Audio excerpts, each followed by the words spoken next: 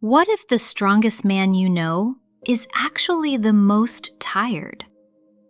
What if the calmest man in the room is fighting the hardest battle? What if behind every "I'm fine" there is a story no one ever hears? And what if men are not silent because they don't care, but because they are afraid of what will happen if they finally speak? From the outside, men look calm. They work, they provide, they stay quiet. People call this strength. But what if it's just something they learn to do? Most boys hear the same things growing up. Be strong, don't cry, figure it out yourself. So over time, they stop talking about feelings, not because they don't have them, but because they learned to hide them. Late at night, he stands alone in the bathroom. The light is harsh. The mirror is honest. He looks at his own face. He tries to smile. It doesn't work.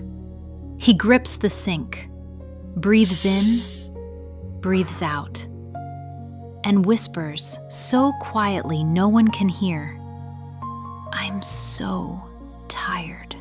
Inside many men is a younger version of themselves, a boy who learned that emotions are risky, that showing pain can lead to shame. So he hides it and grows into a man who looks strong but feels alone. He comes home tired. He sits down. He says nothing. He looks at his phone. His partner asks, "What's wrong?" He answers, "Nothing." Not because nothing is wrong, but because he doesn't know how to say what hurts. Women often think, if he loved me, he would talk. If he trusted me, he would open up. So his silence looks like coldness, like distance, like he doesn't care. But what if silence is not rejection, but fear? One evening, his little son drops a glass. It shatters on the floor. The boy freezes. The man raises his voice. "Be careful!" The room goes quiet. The child's eyes fill with tears. And suddenly, the man sees himself in that child. Scared, small, trying not to cry. He kneels down, picks up the pieces, and says softly, "It's okay. It was an accident." But inside, he wishes someone had said that to him. Imagine this. He had a bad day at work. His project failed. His boss embarrassed him. He feels useless. He comes home quiet. She says, "You never talk to me. You don't trust me." He hears, "You are not good enough." So he closes even more, not to hurt her, but to protect himself. Another moment. He gets upset over something small. A late dinner, a wrong word. It looks silly, too much. But what if that reaction is years of pressure, finally coming out? Late at night, he sits alone in his car. Engine off, phone dark. He doesn't go inside yet. He just sits there, staring at the steering wheel. Because in the car, no one needs anything from him. No one expects strength. For a moment, he lets his shoulders drop and closes his eyes. Here's something important. Women go to therapy about 2 to 3 times more than men. Men are much less likely to ask for emotional support. But men are also far more likely to struggle in silence.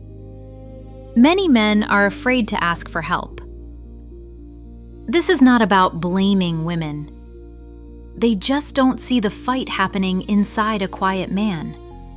Because from the outside, he looks fine. What if support is not fixing him? What if it's just making him feel safe? Not saying, "Why won't you talk?" but saying, You don't have to talk now. I'm here when you want. Not pushing therapy, but saying, if you ever want help, we can look together. What men really need is not solutions, not advice, not lectures. Just this feeling. I am safe when I talk. Maybe men are not emotionally cold. Maybe they are emotionally careful. And maybe women don't need to fix men. Just be a safe place. Because sometimes, the strongest thing a man can say is, I'm not okay. And if this video made you think about someone you love, or maybe about yourself, then you're not alone here. On this channel, we talk about the things people usually hide, the quiet fears, the unspoken thoughts, the human side of strength. So if you want more stories like this, you can stay with us. Subscribe